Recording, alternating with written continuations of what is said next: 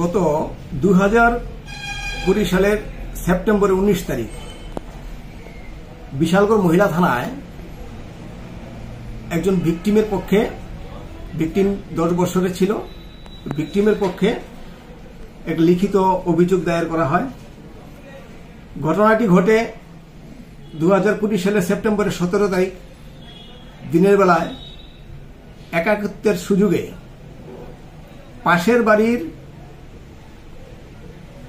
একুস্ট বাবুল দাস, তিনি টিএসআর এর 11 ব্যাটালিয়নে কর্মরত ছিলেন, নায়ক পোস্টে ড্রাইভার। উনি উনার বাড়িতে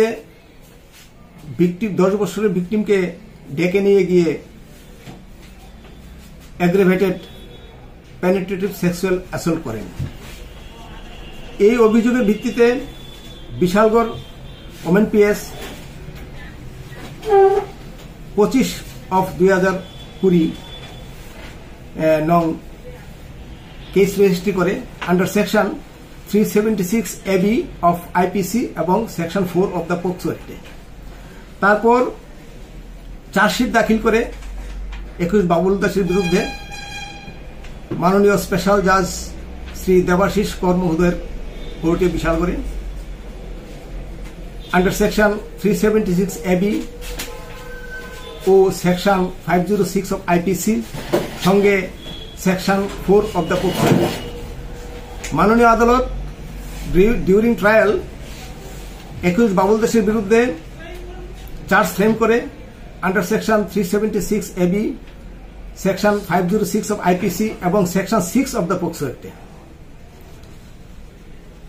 এই কেসে মোট 13 জন সাক্ষীর সাক্ষ্যপক্ষ গৃহীত হয়।